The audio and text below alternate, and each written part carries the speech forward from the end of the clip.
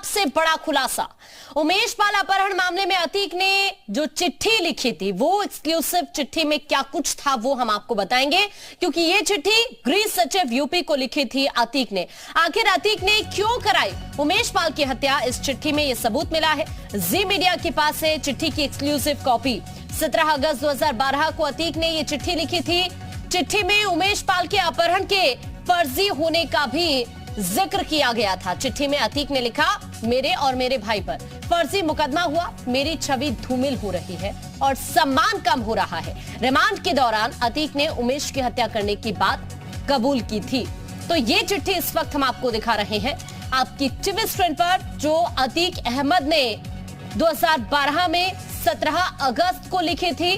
और ये जो चिट्ठी उसने लिखी, ये गृह सचिव यूपी को लिखी थी 2012 में। और इस चिट्ठी के जरिए ही ये क्लियर हो पा रहा है कि आखिरकार अतीक ने उमेश पाल की हत्या क्यों की। ये सबूत मिला है इस चिट्ठी में, जिसमें उसने जिक्र किया है उमेश पाल के अपहरण के फर्जी होने का। और साथ ही ये भी लिखा कि अतीक ने ये जो लिखा चिट्ठी में कि मेरे और मेरे भाई पर फर्जी मुकदमा हुआ है, मेरी छवि धूमिल हो रही है, सम्मान कम हो रहा है। रिमांड के दौरान अतीक ने उमेश की हत्या करने की बात कबूल कर ली थी। जब रिमांड पर था उस वक्त इस बात को कबूल किया, लेकिन वजह क्या रही, ये चिट्ठी ये साफ करती है कि आखिरकार अतीक ने उमेश पाल की हत्या क्यों कराई। उमेश पाल अपहरण मामला अतीक अहमद के गले की फांस बन जाएगा, ये अतीक अहमद को भी एहसास हो गया था। और इसी वजह से उसने 2012 में अपने इस मामले को खत्म कराने के लिए एक लेटर लिखा था।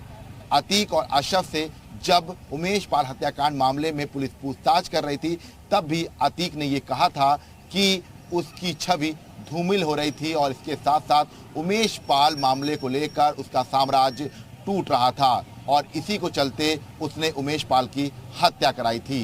ऐसे में इस लेटर के सामने आने के बाद अब ये बात साफ हो चुकी है कि उमेश पाल लगातार अतीक के साम्राज्य को खत्म कर रहा था और उमेश पाल अपहरण मामले में अतीक की मुश्किलें बढ़ना तय थी। और इसी वजह से उमेश पाल मामले को लेकर अतीक ने एक साजिश रची और उमेश पाल की हत्या कर दी। कैमरामैन दिवाकर साथ विशाल रघुवंशी, जी मीडिया, प्रयागराज। ये विशाल रघुवंशी की रिपोर्ट अभी आपने देखी और ये एक्सक्लूसिव तस्वीर, ये वही चिट्ठी है जिसमें अतीक अहमद ने जिक्र किया, जिसमें यह बताया कि आखिरकार उसने क्यों हत्या की है उमेश पाल की। ये चिट्ठी 2012 को लिखी थी और इसने इस चिट्ठी के जरिए क्या कुछ लिखा वो भी एक बार फिर से मैं आपको बता दूं, क्योंकि इस चिट्ठी में यह लिखा अतीक ने कि मेरे और मेरे भाई पर फर्जी मुकदमा हुआ, मेरी छवि धूमिल हो रही है, सम्मान कम हो रहा है। रिमांड के दौरान आप जानते ही हैं कि अतीक ने उमेश की हत्या करने की बात को कबूल किया था, लेकिन अब उसके बाद ये एक्सक्लूसिव चिट्ठी जो 2012 में अतीक ने लिखी थी वो हम आपको दिखा रहे हैं।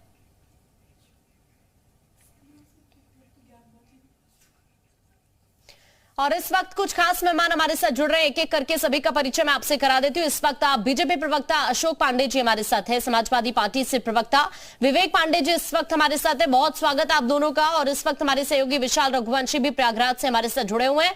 पहले विशाल का मैं रुख करूंगी और उसके बाद दो खास मेहमान जो इस वक्त हमारे साथ जुड़े हुए हैं उनका भी एक एक करके रुख करेंगे। विशाल, क्योंकि ये चिट्ठी ये क्लियर करती है, देखिए रिमांड के दौरान अतीक ने ये बात तो कबूल की कि उसने उमेश की हत्या की, लेकिन वजह क्या रही इस चिट्ठी से क्लियर हो रहा है विशाल? और देखिए बिल्कुल निश्चित तौर पर इस चिट्ठी से बहुत कुछ क्लियर होगा, क्योंकि अगर हम बात करें तो सीधे तौर पर कहा जा सकता है कि इस चिट्ठी में ये वजह लिखी गई है कि उमेश पाल से कितना नुकसान हो रहा है अतीक अहमद को। अतीक अहमद ने पुलिस कस्टडी रिमांड में जो बात कबूली थी वो जो कबूलनामा था वो इस चिट्ठी जो है ये ताकीद कर रहा है। साफ तौर पर कहा जा सकता है कि इस चिट्ठी के सामने आने के बाद ये कहा जा सकता है कि उमेश पाल अपहरण मामले में अतीक और अशरफ जो है वो परेशान थे और इसी बात को लेकर अतीक को ये लगता था कि वो जो है इस पूरे मामले में जो है फंसता हुआ नजर आ रहा है और इसीलिए उसने इस पूरे मामले की जो पैरवी है वो करवाने के लिए कहा, मुकदमा खत्म करवाने के लिए कहा और ये भी कहा कि इससे मेरा मान सम्मान जो है वो धूमिल हो रहा है। इसके साथ साथ अतीक अहमद ने यह भी कहा कि उमेश पाल को उसने कई बार बात करने के लिए बुलाया लेकिन उमेश पाल नहीं आया। मतलब साफ है कि उमेश पाल लगातार जो है उमेश पाल पर दबाव बना रहा था अतीक की या किसी भी तरह से इस पूरे मामले में जो है वो अपना कदम पीछे खींच ले, लेकिन उमेश पाल पीछे नहीं हटा और जिसका खामियाजा ये हुआ कि उमेश पाल की गोली मार कर हत्या कर दी गई। और उमेश पाल अपहरण मामले को लेकर लगातार जो है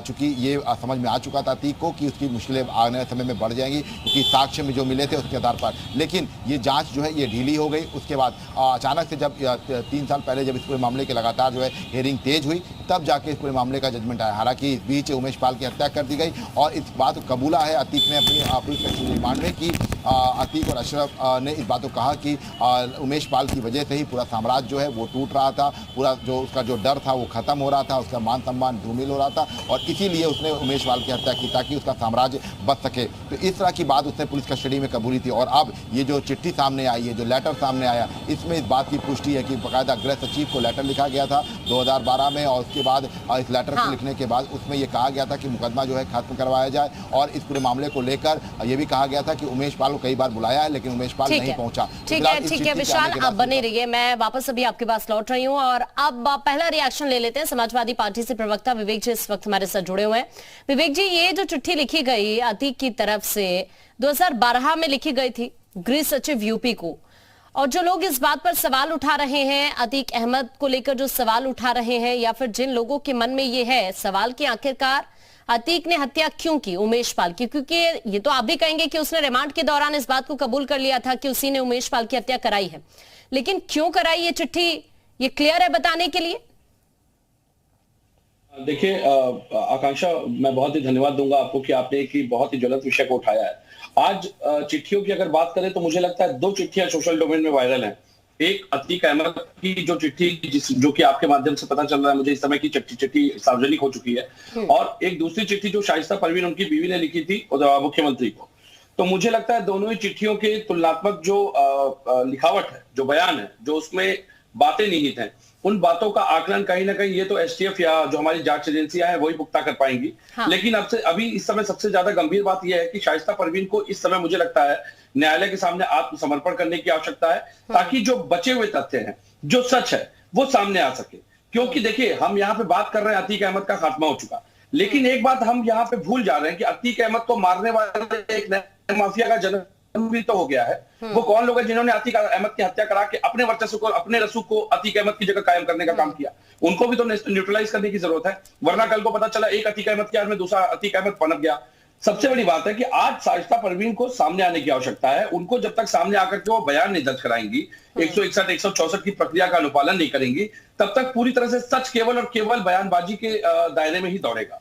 और ये चिट्ठी जो है, देखिए, ये वैसे ही चिट्ठी है जैसे आज नंद गोपाल नंदी जी को दिक्कत हो रही है शुक्ला जी के भाजपा ज्वाइन करने से, तो क्षेत्रीय रसूख का कहीं ना कहीं प्रभाव होता है, जिसकी वजह से मुझे लगता है कि इस तरह की बातों का उल्लेखन उन्होंने अपनी चिट्ठी के माध्यम से किया है कि उनकी छवि प्रभावित हो रही है। क्योंकि क्षेत्रीय बात थी, क्षेत्र में एक क्षेत्र में जैसे एक म्यान में 2 तलवार, वैसे एक क्षेत्र में 2 जनप्रतिनिधि या 2 जमीनी नेता, एक जो अपने समुदाय को लेकर के चल रहा है और एक जो शायद जनता के बीच में रह रहा है। तो मुझे लगता है कहीं ना कहीं वर्चस्व की लड़ाई तो सामने आ रही है, और वर्चस्व की लड़ाई थी तभी ये हत्याकांड को अंजाम दिया गया था। लेकिन सबसे बड़ी बात है, आज प्रशासन या कानून अपना काम तभी कर पाएगा जब सच सामने आएगा। 2 एसआईटी गठित है, एक सुप्रीम कोर्ट के निर्देशन में काम कर रही है, एक उत्तर प्रदेश सरकार ने बना रखी है। लेकिन शाइस्ता परवीन को अगर न्याय चाहिए तो मुझे लगता है उनको सामने आकर के सरेंडर करने की जरूरत है। ठीक है।